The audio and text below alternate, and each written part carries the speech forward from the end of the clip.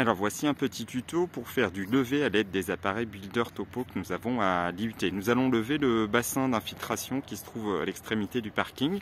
Donc on a mis en station l'appareil à un endroit stratégique et nous allons utiliser une ligne de base comme référence avec le point à l'angle qui se trouve ici comme origine et puis la direction du nord avec l'autre point qui va se trouver ici et nous allons ensuite lever.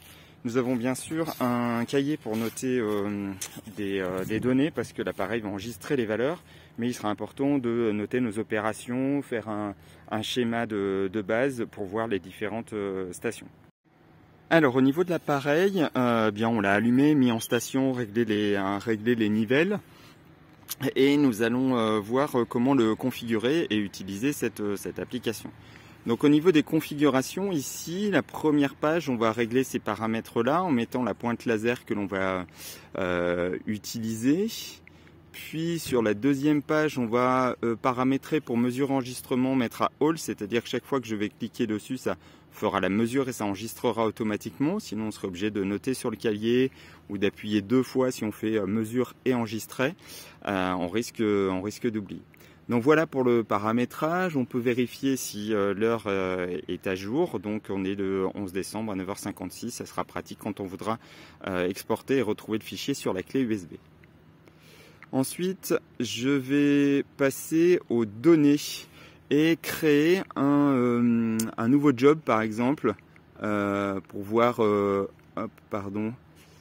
j'ai créé un job au nom de JB, non, je vais en créer un nouveau. J'ai créé un nom JB pour mes initiales, je vais faire des mesures dessus et on verra qu'on pourra à la fin exporter ces données, mais pour le moment on n'en a pas. Voilà donc sur le job que nous avons et on peut le modifier ici. On a terminé le paramétrage, on va pouvoir s'intéresser à l'application de lever. On peut maintenant débuter le lever depuis notre première station. Donc on va venir maintenant dans les programmes et on va utiliser un programme qui est un programme de levée ici, ok. Et pour l'utiliser, eh bien je vais dans démarrer pour le paramétrer au départ.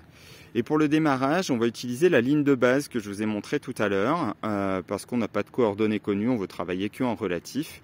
Et je vais donc utiliser une ligne de base.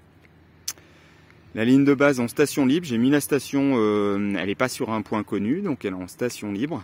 Elle va me demander de viser le premier point. Donc je vais aller viser le premier point.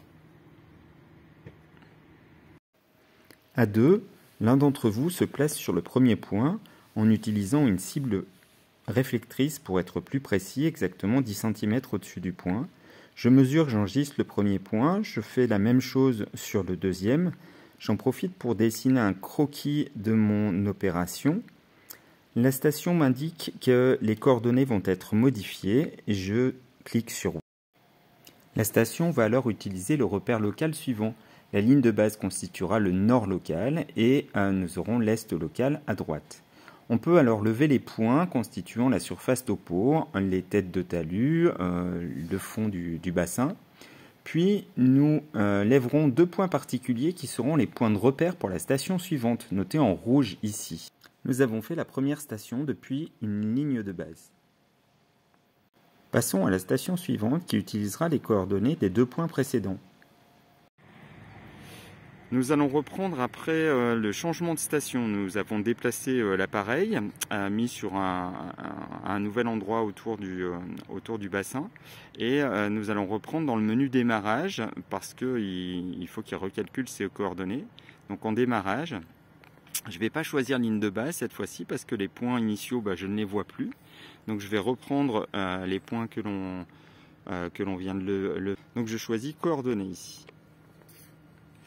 On est toujours en station libre, on ne s'est pas mis sur un point connu. Il me demande de saisir les hauteurs qui sont inutiles parce qu'on travaille en référence relative, c'est-à-dire que l'altitude 0 ce sera notre point initial, donc ici je laisse 0,0 comme tout à l'heure. Et je vais pouvoir viser le point 9 d'abord, comme notre premier point de référence, et puis le point 10 ensuite. Alors on va viser le point 9. La station va donc se recaler dans le repère initial à l'aide des coordonnées des 2 points précédents. Donc il faut bien changer la station et l'orientation. Je clique sur oui. Et au passage, elle vérifie les résultats et voit s'il y a une différence. Ici, on avait 2 mm.